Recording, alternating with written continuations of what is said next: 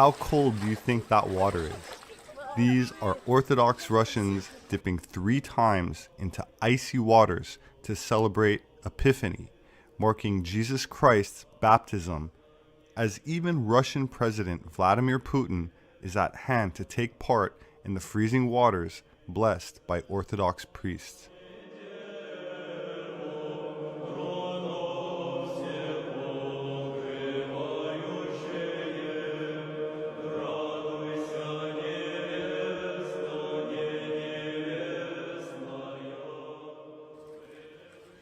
But have you ever wondered what is happening beneath the ice on a frozen lake?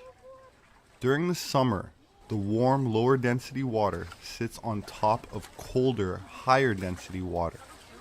As summer transitions to fall, the upper layers cool, and the cooler surface water gets denser and therefore sinks. As colder, denser water sinks down and settles at the bottom, and the less dense water, the warmer water, is pushed up towards the surface. This process of cooler, denser water sinking takes place until eventually the surface of the lake cools to 4 degrees Celsius, the temperature at which water is most dense. In winter, the surface water cools below 4 degrees Celsius, at which point it becomes less dense and eventually freezes. Remember, water is most dense at exactly 4 degrees Celsius. It becomes less dense above and below this temperature. If water were most dense as a solid, lakes would freeze from the bottom up, eventually freezing solid, where little or nothing could survive in the lake. Most lakes and ponds don't completely freeze because the ice and snow on the surface acts to insulate the water below. So whenever you see a frozen lake anywhere in the world, you know that the water below the ice will be exactly 4 degrees Celsius. And it sure does look cold, doesn't it?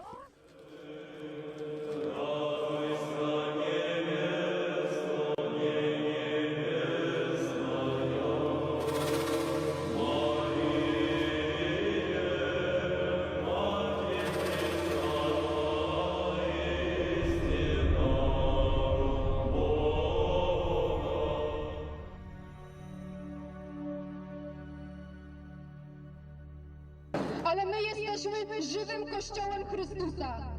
My jesteśmy Kościołem walczącym. Będziemy walczyć do końca. I gdy będzie trzeba, staniemy w obronie naszej wiary. Cokolwiek by nas spotkać miało. Naszą tarczą, nasza święta wiara, naszą bronią, nacjonalizm. Mamy Anjem Hondury, który zasłynął żądaniem wprowadzenia szariatu w Wielkiej Brytanii, powiedział: jednego dnia prawo szariatu zostanie wprowadzone także w Polsce, bo wierzymy, że należy usunąć wszystkie opresyjne reżimy.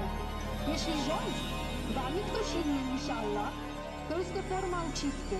Dzięki naszej polityce i ten wasz reżim zostanie usunięty, a ludzie będą szczęśliwi, w tym że bez głów. Islamskie imamie, tutaj nie będziecie wprowadzać żadnych swoich praw. Tutaj jest Polska.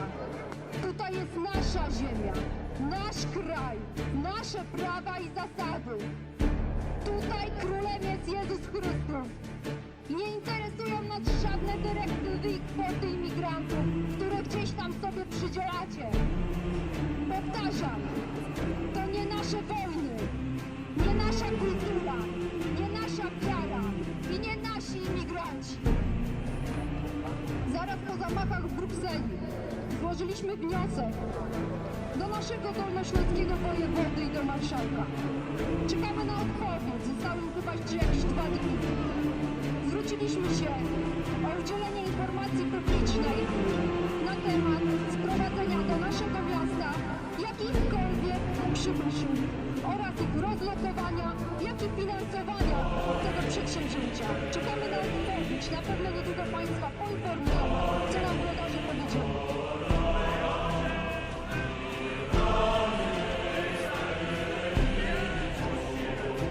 Za kilka dni wysyłamy również petycję do pana prezydenta Andrzeja Dudy, pod którą podpisał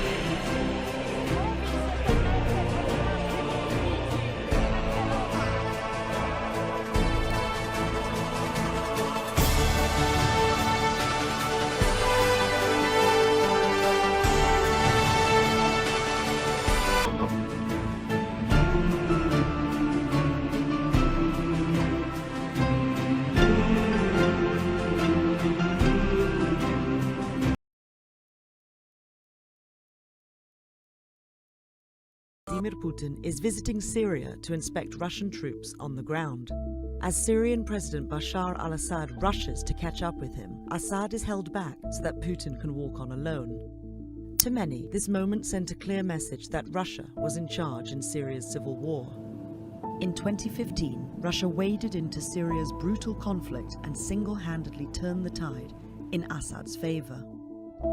Since then, Russia has been present at almost every important juncture in the war, from distributing aid to residents to bombing areas held by militants.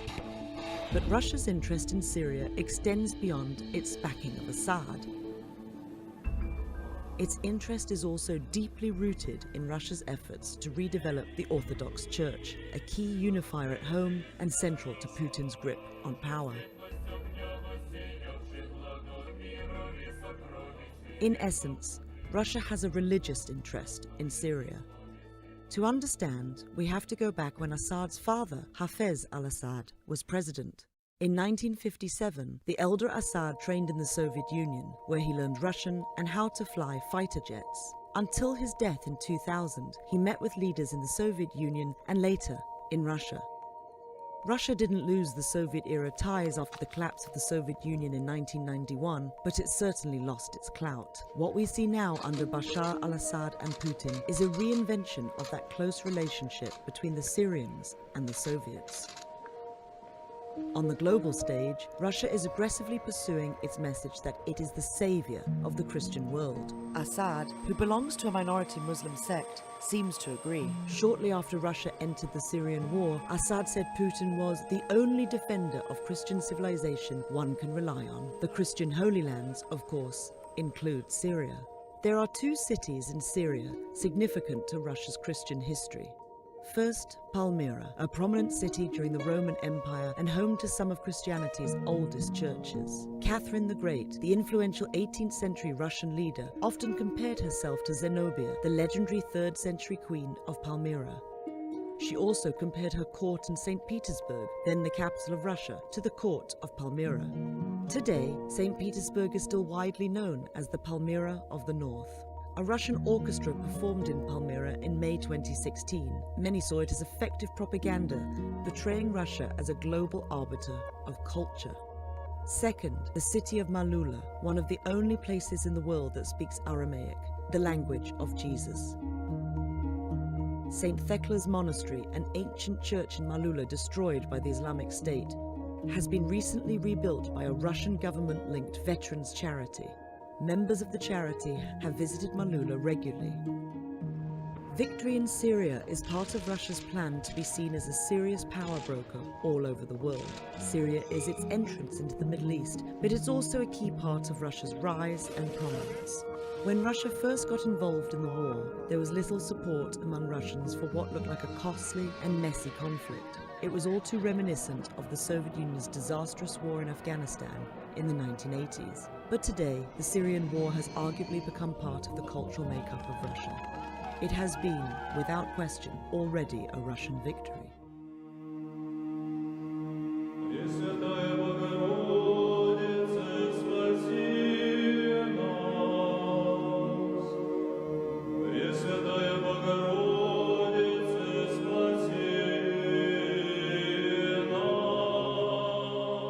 In Syria, Christians comprise 10% of the population, which is down from when they were 25% of the total population of 2.5 million in 1920. That said, Syria's Christian community is one of the oldest in the world, going back 2 millennia. The Apostle Paul is said to have been converted on the road to Damascus, while some Christians from the town of Malula can still speak Aramaic, the language Jesus allegedly spoke himself. Aramaic was spoken in the Near East from the 6th century BC. It gradually replaced Hebrew as the language of the Jews in those areas and was itself supplanted by Arabic in the 7th century AD. In Lebanon, Muslims form around 47% of the total population, and legally registered Christians form up to 49%.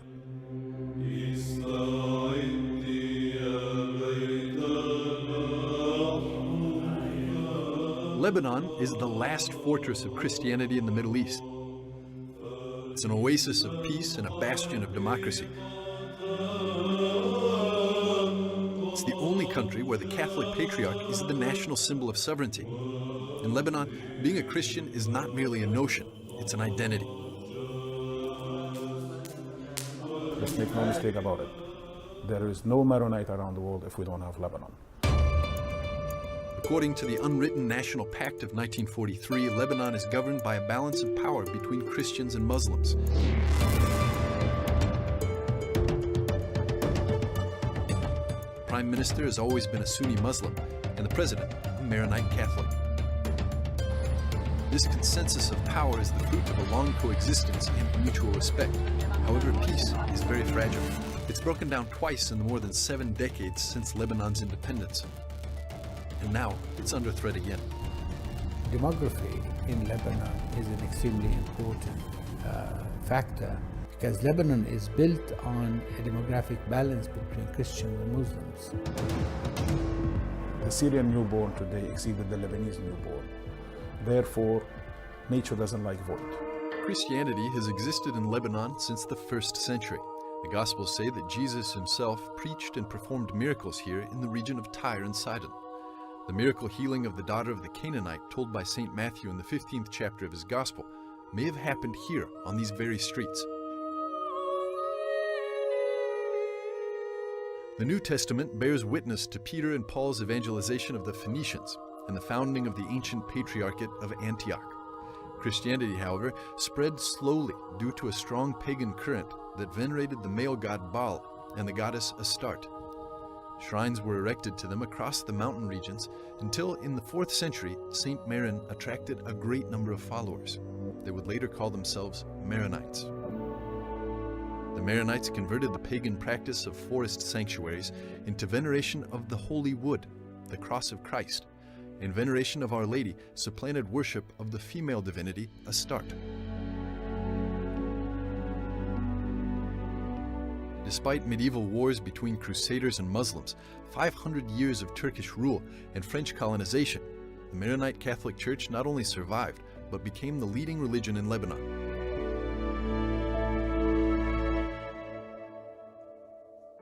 Today, Lebanon is the most religiously diverse society in the whole Middle East. There are 18 recognized denominations that belong to the 2 main religions, Christianity and Islam. While the Maronite Rite has its own traditions, it's in full communion with the Roman Catholic Church. There are some variations between the Latin and Maronite rites, in the liturgy, canon law, married clergy, but dogmatically there are no differences. Maronite Christians were the predominant religious group in Lebanon until the 2 civil wars that forced many Christians to leave Lebanon in search of a more stable and better life.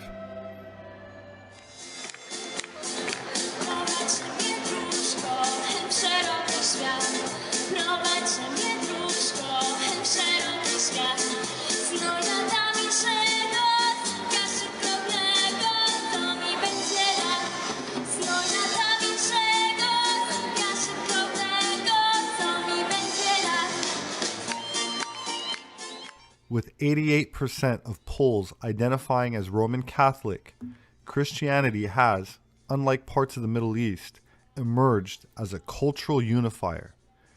According to the Institute for Catholic Church Statistics, 37% of Polish Catholics attended Sunday church service, and the Roman Catholic Church in Poland enjoys social prestige and political influence, despite the extreme repression experienced under communist rule. В небо над Россией из десятков тысяч церквей, монастырей, часовен сегодня поднимался колокольный звон. Миллионы верующих встретили один из главных христианских праздников – Рождество Христово. И в кафедральном соборном храме Христа Спасителя в Москве, где службу проводил патриарх. И в Спасо-Преображенском соборе Петербурга, где присутствовал президент. И в скромной деревянной церквушке на Чукотке люди встречали праздник с одинаковым светлым чувством надежды на лучшее. Репортаж Дмитрия Кайстра. Великая рождественская вечерня – часть большого праздничного богослужения, что продолжается в храмах и церквях с особенной рождественской ночи. В храме Христа Спасителя вечерню возглавил патриарх Кирилл. Он облачен в зеленую мантию поверх рясы. Это символ принадлежности к патриаршему сану. В первый день Рождества патриарх Кирилл попросил молиться о преодолении раскола на Украине. Не перестает душа болеть. В Петербурге верующие встречали Рождество более чем в 350 храмах города, в том числе и красивейшем Спасо-Преображенском соборе. На богослужении в нем побывал мой коллега Дмитрий Петров. Петербург сражался при Полтаве. С ним же и отпевали первого российского императора. Свято-Преображенский – один из самых посещаемых храмов северной столицы. Владимир Путин был крещен в этом соборе. И нынешнее Рождество Христово глава государства отмечает вместе со своими земляками.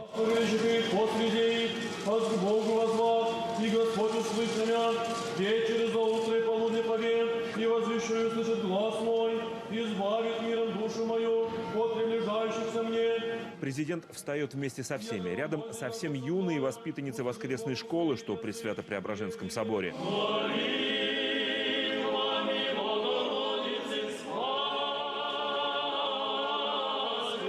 Служба долгая, и заметно, что девочка устала. Катюша все время оглядывается на президента.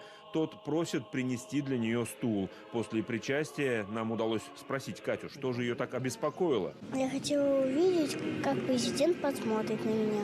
В рождественский сочельник президент навестил и маленьких пациентов Петербургского детского хосписа. Эти подарки под елкой с обратным адресом Москва-Кремль для них.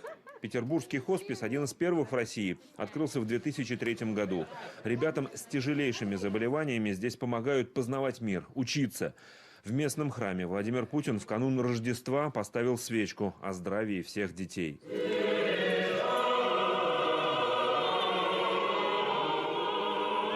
Ну а в праздничную ночь президент успевает еще пообщаться с настоятелем Свято-Преображенского собора, протоиереем Николаем Брындиным. Тот показывает Путину убранство храма. А на выходе президента ждут его знакомые, девочки из воскресной школы. Просят сфотографироваться на память.